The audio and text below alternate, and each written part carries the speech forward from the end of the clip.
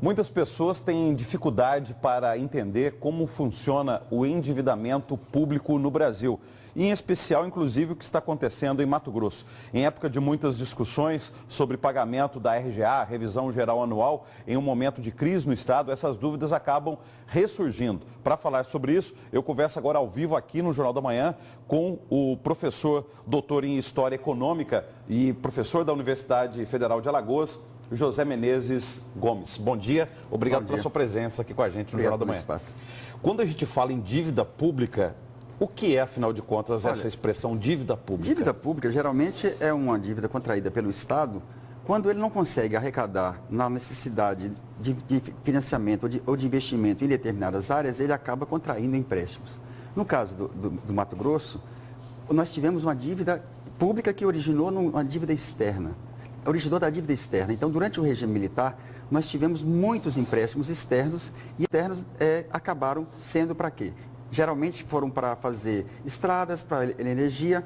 Essa dívida externa, que depois se transforma em dívida pública, ela não foi praticamente para nenhuma função social. A única forma que teve de função social foi um empréstimo externo para fazer um hospital, que acabou não sendo concluído, ou foi concluído e foi privatizado, que era o Hospital do Câncer. Então, a dívida externa foi por onde os estados se endividaram para fazer investimentos. Só explicando, esclarecendo um ponto aí que o senhor falou, que foi contraído durante a ditadura militar. Exatamente. Pelo governo federal, pela ditadura militar do governo federal em Brasília, não, ou pelo governo de Mato Grosso durante a ditadura militar? Exatamente. Cada estado nacional, cada unidade federativa era autorizada a fazer empréstimos externos como forma de captar dinheiro para fazer investimentos em obras dentro do estado. E essa autorização permitia que você contraísse empréstimo lá. O problema principal é que esses empréstimos, eu acabei de analisar o de Mato Grosso, grande parte dos empréstimos que resultaram na dívida pública de Mato Grosso, eles sequer sabiam o nome do emprestador. As taxas de juros eram flutuantes. Não havia nenhum tipo de controle.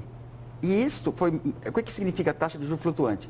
Quando os Estados Unidos elevaram a taxa de juros de 5% para 20%, o estado de Mato Grosso, que tinha contraído empréstimo flutuante, teve um endividamento gigantesco. E desde então nós tivemos uma bola de neve. A partir daí nós tivemos outra etapa, que foi com o Plano Real. O Plano Real ampliou ainda mais a dívida pública, mas o acelerador maior veio exatamente em 97, quando a dívida pública se converteu em dívida... A dívida pública estadual se converteu em dívida pública federal. Quando houve aquela renegociação por 30 anos. Exatamente. E o mais grave é que, naquele momento, foi aceito uma taxa de juros de 6% mais o IGPDI. O curioso é que esse mesmo Estado que empresta à unidade federativa nessas condições, ele empresta a um empresário a 6%. Como assim? Se você fizer um empréstimo no BNDES, você tem uma taxa de 6%. Se você faz uma rolagem da dívida pública com a União, você pega o 6% mais o IGPDI, que pode dar, dependendo da taxa, pode dar 20%. Então, é uma coisa desigual. Mas a questão mais grave que eu vejo é que, além do... O que leva à situação de crise fiscal do Estado de Mato Grosso? É que, nesse ano agora que vem, o governo está propondo uma renúncia fiscal de 2,4 bilhões de reais. Esse valor é mais do que o que vai ser gasto com educação. Esse valor talvez seja 4 vezes mais do que os servidores estão querendo. Dá quase 2 VLTs, por exemplo. Exatamente. E o curioso é que todos esses empréstimos externos que foram feitos, que resultaram na dívida pública de Mato Grosso, foram para dar sustentação ao agronegócio. Agora, o senhor falou dessa renúncia fiscal e chama a atenção o seguinte, porque a gente ouve muito, nesse momento que está se discutindo dívida pública, que Mato Grosso é um estado rico, tanto que contribui aí com a balança comercial com o país. Mas é um poder público pobre. É por isso, por causa dessa renúncia fiscal? Exato. É porque são várias formas. Primeiro nós temos a sonegação, que é grande. Depois nós temos a renúncia fiscal, que é uma forma de legalizar a sonegação. Depois nós temos a Lei Candir, que ela acaba pegando grande parte dos recursos. Porque o Estado de Mato Grosso, ele potencializa o agronegócio. O agronegócio, quando exporta, não paga imposto. Não pagando imposto, você não tem a resposta para a população. Ou seja, você tem o Estado que potencializa todos os seus gastos para o agronegócio e o agronegócio não dá nenhuma resposta praticamente à receita pública. O vizinho Mato Grosso do Sul encontrou uma proposta alternativa há 10 anos. Exatamente. Taxa-se apenas a produção primária, que é consumida no Brasil ou em próprio Mato Grosso do Sul. E o que é vendido para o estrangeiro não é taxado. Como é que o senhor vê essa proposta? Olha, eu acho que o problema é mais complexo ainda. Porque o que você tem na verdade? Essa concepção de desenvolvimento que se criou aqui, ela potencializou o latifúndio, ela potencializou a monocultura e ela potencializou o mercado externo. Esse modelo, ele não gera emprego como deveria, ele não permite a agricultura familiar, ele utiliza agrotóxico, ele danifica o meio ambiente, ele danifica as contas públicas e ele não acelera ainda mais os conflitos sociais. Porque eu sou de Mato Grosso, sei perfeitamente como é que todos esses grandes latifúndios foram formados. Eles foram formados dessa forma, mas é o que nós temos mais grave.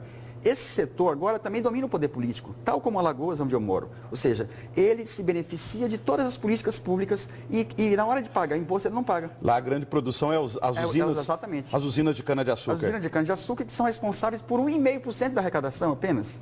Eles tiveram toda a atenção, toda a dívida pública de Alagoas praticamente foi feita para dar sustentação às usinas de Alagoas. E, na verdade, as usinas de Alagoas se especializaram em dominar o poder político. Agora, nós estamos vendo em nível nacional, governo do presidente Michel Temer, a proposta do ajuste fiscal. Isso tem a ver com dívida pública? Tem. E isso é o que ontem eu falei lá na reunião com os servidores do Estado. Isso é muito grave, porque isso se chama PLP 257. O PLP 257 quer renegociar a dívida dos estados, só que, na verdade, ele quer liquidar todos os direitos. Ele quer evitar que haja concurso público, ele quer evitar que haja reajuste, ele quer evitar que a carreira seja efetivada, ele quer exatamente conter os gastos públicos, mas a questão toda é o seguinte: quem é o principal responsável pelo esgotamento financeiro do Estado? Não são os servidores públicos. Porque, veja bem, eles estão querendo 630 milhões para recompor o seu salário. Eles não querem ganho real, eles querem só recompor. E é só o executivo, porque o legislativo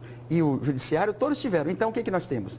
O governo está desonerando o setor privado em 2,4 bilhões. Com esse dinheiro, poderia duplicar as verbas para a educação. Quase 4 vezes o reajuste, você poderia abrir mais vagas, você poderia facilitar o atendimento das demandas, porque o que nós estamos vendo aqui é uma tentativa de pegar dinheiro público e repassar para o setor privado e privatizar tudo, as escolas. E aí eu coloco a minha solidariedade, porque eu estudei na escola do pobre, eu sou filho de pobre que conseguiu estudar e dessa forma como está sendo colocada, um governador que estudou na universidade pública, agora ele está comprometendo o ensino médio. Ou seja, eu acho uma coisa extremamente criminosa você querer dificultar o acesso ao pobre, até mesmo ao ensino médio. Porque a proposta que está colocada aí de PPP, na verdade é o quê? É capitalismo sem risco. É o momento em que você vai criar possibilidade do setor privado atuar dentro da escola, só que, veja bem, se você pegar o dinheiro que está sendo dado para o setor privado agora, que são 2 bilhões e 400, você poderia duplicar as verbas para a educação.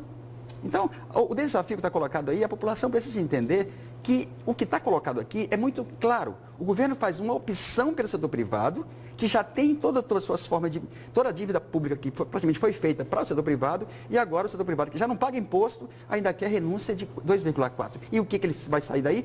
O sacrifício da educação pública. Obrigado pela entrevista, até uma próxima oportunidade. Obrigado pelo espaço.